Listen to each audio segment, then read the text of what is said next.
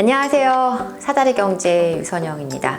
네, 요즘 부동산 시장 상황이 좋지 않다 보니까 대세 하락장이다. 이제 부동산 냉각기가 시작된다. 이런 굉장히 부정적인 어떤 방향을 많이들 얘기하시는데요. 지금은 아직은 대세 하락을 얘기하기엔 좀 섣부르다. 라는 얘기로 오늘은 좀 부동산 시장이 왜 제가 그렇게 판단하고 있는지 그런 근거들을 좀 얘기를 해보려고 합니다. 자, 구독, 좋아요, 알람 설정 부탁드립니다.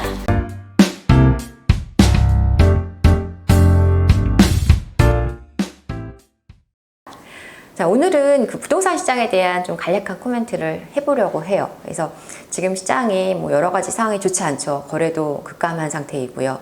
또 실제적으로 아파트 시세가 가격이 많이 빠지는 곳들이 많이 나오고 있고요.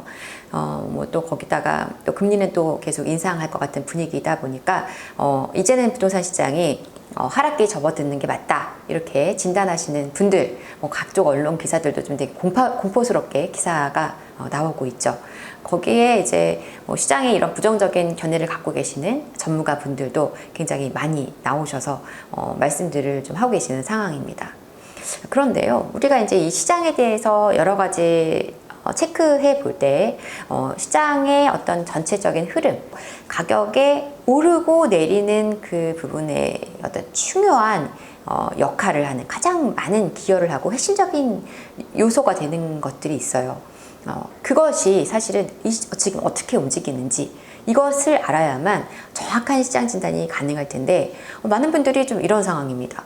핵심적인 요소와 부차적인 요소들, 좀 그 부수적인 다른 좀 미미한 영향을 미치는 아니면 어떤 결과로 나타나는 요소들 이런 것들을 같은 선상 안에 놓고 이게 마치 똑같은 비중인 양 그래서 좀 이러이러한 건 괜찮은데 이건 굉장히 안 좋아. 그러니까 시장이 지금 앞으로 계속 하락으로 갈 거야 라고 얘기를 하고 있으시거든요. 이건 굉장히 잘못된 것이죠. 제일 중요하고 강력한 영향을 미치는 게 무엇인지 그거를 우리가 알아야 되고 그게 어떻게 지금 되고 있는지 이거를 좀 판단하는 것이 중요합니다. 제가 제시하는 부동산의 핵심적인 어떤 가격 상승과 하락을 결정짓는 요소는 딱 두 가지입니다. 하나는 수요와 공급, 수급이고요. 하나는 유동성입니다. 지금 이제 보시면 수요와 공급은 딱 심플하게 말씀드리면 우리가 집을 거주를 하죠. 모두가 시장 참여자죠. 뭐 월세를 사시든 전세를 사시든 자가시든 아무튼 모두가 이 시장에서 내 집 한 채씩은 다 살고 계시단 말이에요. 그래서 이렇게 모두가 필요한 집의 어떤 수요, 집의 자체의 개수, 수요와 그리고 거기에 적절하게 공급이 되어야 하는 신축 공급 이 두 가지의 균형을 말하는 겁니다. 혹자는 뭐 지금 집이 사람의 인구가 계속 줄고 있는데 주택이 더 필요가 있느냐 이렇게 얘기하시는 분도 있어요. 보시면은 지금 인구는 감소하더라도 세대 수는 계속 증가하고 있는 걸 확인할 수가 있습니다. 1, 2인 가구가 증가하고 또 멸실주택들도 생겨나고 이러다 보니까 계속 수요는 늘어나는 거예요. 그런데 여기에 신축으로 공급되는 집은 굉장히 부족한 상황. 이거를 얘기를 하려는 것이고요. 또 하나는 바로 유동성입니다. 최근 한 몇 년간 유동성 장세가 계속 길게 이어져 왔는데요. 실제적으로는 이제 2018년, 19년도 같은 경우 이 서울 수도권에서 제법 공급이 있었습니다. 입주 물량이 좀 있었죠. 그 당시에 뭐 동탄 같은 경우에는 가격이 많이 빠지기도 했었고요. 그런데 그때 당시에도 뭐 일시적인 뭐 몇 개월의 조정 기간이 있었긴 하지만 다시 반등해서 가격이 계속 올랐어요. 왜 그랬냐? 그 당시에는 사람들이 주택이야말로 자산을 안전하게 운용하는 가장 좋은 재테크라는 판단을 했던 거죠. 자금이 남아도는데 현금의 가치는 자꾸 떨어진다고 생각하시는 분들이 집을 사기 시작했던 그런 시기였다고 보면 되고요. 2020년도에는 이제 다시 공급이 부족해지는 시장으로 가게 됐어요. 그러니까 집이 부족해요. 누구나 내 집을 하나는 있어야 되는데 전세값은 계속 올랐지. 이러다 보니까 안 되겠어. 매매로 전환하시는 분 또는 이러다가 큰일 나겠다. 내 인생을 지금 뭔가 하지 않으면 큰일 날 것 같아. 연금 매수하시는 분들 이런 분들이 매수를 많이 했고요. 또 가장 이제 중요한 이슈는 코로나였죠. 코로나가 터지게 되면서 한 2년간 금리가 아주 저금리, 굉장히 저금리 상황에서 내가 현금을 들고 있어봤자 돈의 가치는 막 휴지 조각이 되는 것 같고 오히려 부동산은 계속 가격이 오르다 보니 저기에 내 자금을 담아야 되겠다는 생각을 하시는 분들이 부동산에 투자하면서 이 유동성과 이 수요 공급이 꽤 엉클어진 상황이 충돌하다 보니까 한 2년 동안 아주 급격한 상승 장세가 연출되었던 것입니다. 자, 이런데 이런 상황에서 지금의 그러면 이 두 가지 요소는 어떠냐? 이 유동성은요, 금리와도 연결되어 있고 막 이렇습니다. 그래서 여기도 굉장히 지금 그렇게 우려할 상황은 아니라고 봐요. 그 이야기는 제가 좀 다음 시간에 하도록 하겠고요. 이 수요와 공급 문제에 있어서는 제법 할 말이 많습니다. 요즘 그 부동산 시장에 대해 굉장히 안 좋은 전망을 하시는 분들이 이 그 미분양 얘기를 굉장히 많이 하시는데, 이 미분양이 바로 이 수급에서의 이제 중요한 지표 중에 하나라고 할 수가 있거든요. 제가 그래프를 하나 갖고 왔는데요. 지금 여기 보시면 이거는 이 서울 아파트의 미분양 현황입니다. 미분양이 두 가지가 있어요. 이제 건물이 지어지기 전에 청약 들어가면서 청약이 안 돼서 나오는 게 미분양이 있고요. 또 완전히 다 준공이 끝나서 완성이 된 집인데도 여전히 분양이 안 돼. 이걸 준공후 미분양이라고 하고, 우리가 이제 악성 미분양이라고도 얘기를 합니다. 자, 지금 보시면은 이거는 이제 서울 아파트의 그 지금 미분양 현황인데요. 여기 보시면 그 2008년부터 해서 13년까지 14년도 좀 제법 있지만 상당히 많은 미분양 미분양 그 수치를 확인할 수가 있습니다. 서울에 집이 그 당시에는 남아 돌았던 거예요. 그래서 미분양이 많이 됐던 거죠. 사람들이 또 집을 사지 않아요, 심리적으로. 그래서 분양이 안 됐습니다. 그런데 지금 보시면 2014년부터 15년, 16년 들어오면서 쭉 미분양이 감소해서 지금 거의 바닥을 기는 상황이고요. 다음 자료 보시면 준공 후 미분양 현황이에요. 준공 후 미분양 현황.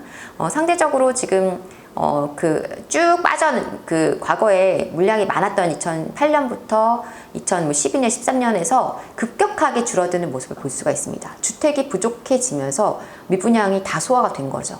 지금 일부 나왔다고 하는 그 미분양 세대가 한 700세대 정도 되는데, 이것은 그 여러분 혹시 미분양 관련한 기사들 나올 때 그 해당 그 아파트 물건 찾아보셨나요?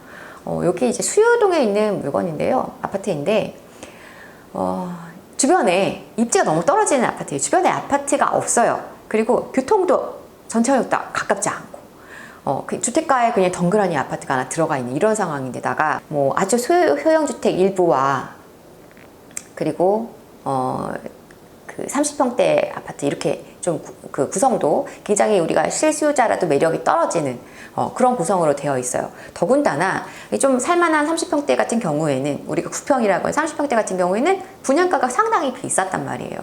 이러다 보니까 뭐 입지도 떨어져, 뭐 별로 매력 떨어지는 아파트 같은데 가격은 비싸. 뭐 시장이 또 더군다나 이게 좋지 않고 금리가 계속 오르는 상황에서 부담이 늘어나다 보니까 분양이 안 된 것이죠.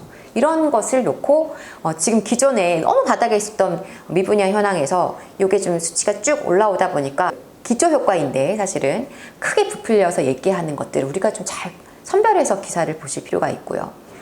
이 공급에 대한 부분을 확인할 때 미분양과 더불어서 가장 또 체크해 보셔야 될 게 준공 실적, 인허가 실적이거든요. 지금 이거는 사상 최대치라고 보시면 됩니다.